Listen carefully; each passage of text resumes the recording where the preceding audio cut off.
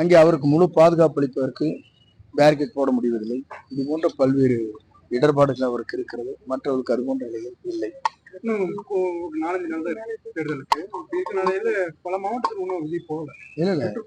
சுற்றுப்பயணத்தை பொறுத்தவரையிலும் அவருக்கு இருக்கிற இடர்பாடுகள் அனைத்தும் மக்களுக்கு தெரியும்.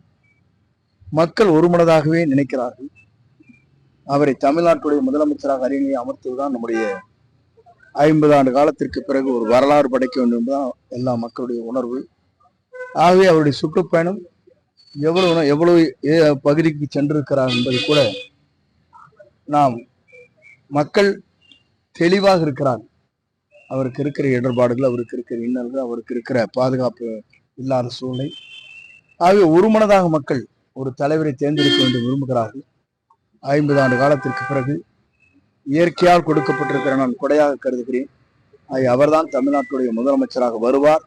234 தொகுதியில் வென்று காட்டுவார். ஒவ்வொரு முறை பிரச்சாரத்திலையும் மறக்காம சொல்றது ஆனா திமுகவோட எந்த ஒரு பிரச்சாரத்தை எந்த ஒரு தலைவர்களும் சரி இதை பத்தி பேச முடியாது. இல்ல பொதுவா வந்து நான் என்ன சொல்றேன்னாங்க, நமக்கும் திமுக வந்து போட்டி. ஆனா இன்னைக்கு இருக்கிற சூழ்நிலைகள் திமுகவுக்கும் அண்ணா திமுக கூட்டு கொள்ளை.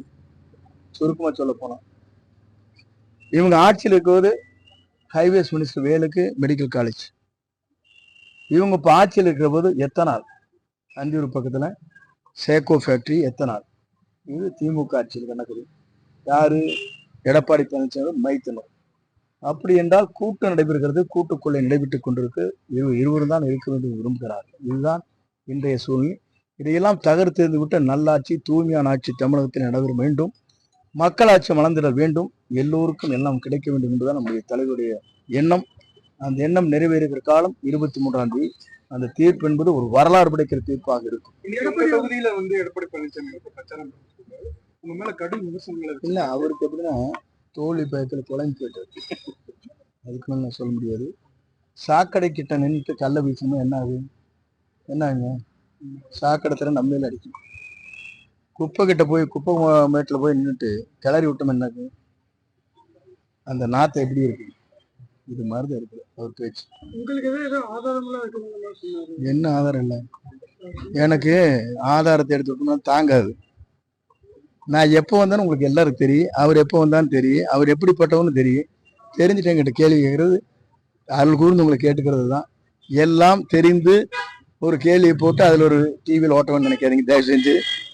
எல்லாம் நடந்தது முடிந்தது எல்லாம் உங்களுக்கு தெரியாதுன்னு கிடையாது.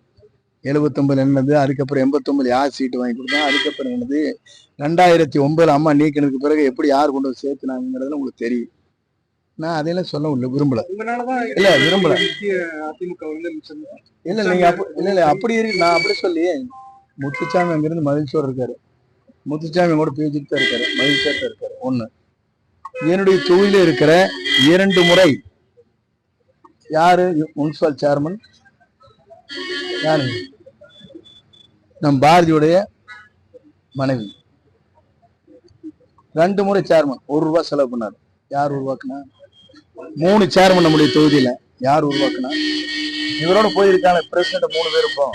யார் உருவாக்குனா? இவரோட போயிருக்க நகர செயலர் யார் உருவாக்குனா? நான் தான் நகர செயலர் போட்டு அவரு தான் கொண்டு வந்து 13 பேர் கண்டிப்பா சேர்மன் ஆக முடியல. இதுதான் நிலை. ஆகவேதான் என்னுடைய நிலையை வெளிப்படுத்துகிறேன். இவரை போலலாம் வந்து எல்லாரும் ஏமாத்த மாட்டார். யார் 20 கோடி வச்சிருக்கான்னு கொண்டு வர சொன்னாரு. கடைசியில் ஒரு ஆளுக்கு சீட்டு கொடுத்தாரு.